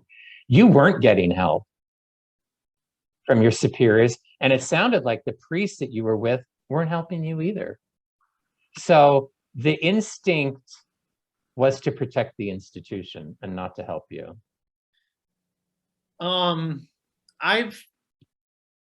Yes, I'm sure that's a part of it, but I also want to add a different element to that. Go ahead. I think because of the uniqueness of my situation, I think that there was also a lack of understanding of what to do, because there's not protocol for what happened to me. And But you, it was but you do, a list of bad decisions but from you other do, people who were they guiding did, me but that they led did me to nothing. that point, obviously. But I understood. I had people. I had my You're very rector tell me, charitable. what? You are very charitable. Well, I'm realistic. I saw their words. I saw how they were treating my situation, and I was like, wait a second. I'm looking my book on moral theology, and I'm like, wait a second. They're just giving me the rundown of all the things that somebody who's dealing with lust should do, like the protocol. I'm like, wait a second. Because It almost seems like they yeah. have no idea what to do. You know what I mean? No, I don't know. but because you said you were losing weight, you were very ill at that time, and you were really struggling. And I mean, just common Christian decency would cause someone to reach out to somebody that's Listen, visibly. I'm not saying that what they did to me was anything less than uh abuse. It was abuse, and let me think of a better word. No, Um, that's a good one. but it was It was worst. neglectful. It was ugly. It was the worst experience of my life, and hopefully the only. Hopefully nothing reaches that limit. Um, I don't want to make it seem like it wasn't horrible. I was close to dying, so um, uh, so it got really bad, and that's never going to change no matter how I talk about it. But I want to understand really what happened. I don't want to. I'm not satisfied with just saying the SSPX is horrible. I'm not satisfied with that answer because my experience says differently, yeah. because it's more nuanced. It's more nuanced. And in order to understand what really happened and through a video, through my videos, actually express the whole idea, maybe that's where people will listen to me and maybe realize, because I know the priests watch my videos. I've had some of them tell me. That's good. Maybe they'll realize like, oh shoot, like this person isn't just like everyone else. It's like, oh, they're bad. They're just it's a toxic environment. It's like, okay, what is that? What good does that do?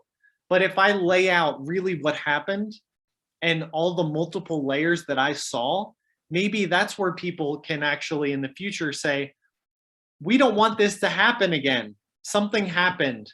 We don't want someone to come to this point, and let's make an actual change that will do something and not just and the write me change off as a and hater.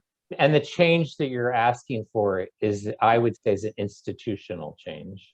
Because I know priests who had pretty serious psychological struggles. One in particular, I love him to death.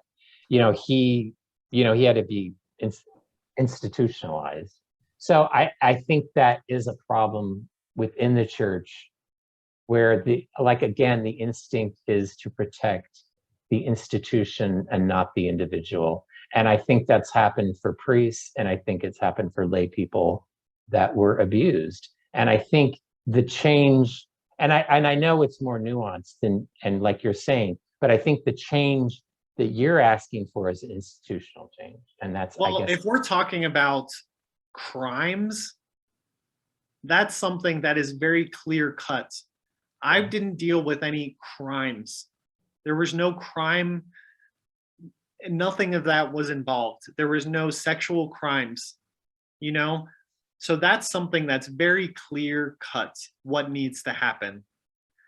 When you're dealing with emotional abuse, but there's different kinds of abuse. I mean, people have when been you're dealing with that, you can't just lump abuse altogether. You have to be very clear about what's happening, what is really happening, because abuse, people call abuse something like, you don't agree with my opinion and you tell me to my face. But you have to be very clear about the type of abuse that you're talking about, because if something happened to me sexually, then there's a legal protocol for that. true. And there's a legal ramifications of that the church tried to avoid. They tried to avoid the publicity of that. So that has a very clear answer on what needs to happen. But I mean, just the type of abuse that you experienced almost cost you your life. Now, the type of abuse that I experienced almost cost me my life. So, I mean, they're reprehensible, but I know legally and civilly there's differences. I was just talking with the type of change that needs to happen. You know what I mean? Like what would satisfy people? Well, I don't want to see the vulnerable abused, but I don't want to see priests, because I think a lot of priests are vulnerable. because bishops and superiors hold their lives in their hands. And I don't want to see them abused either. Yeah, agreed. Yeah, I think that's a good goal to go towards. And I think that it's important to not take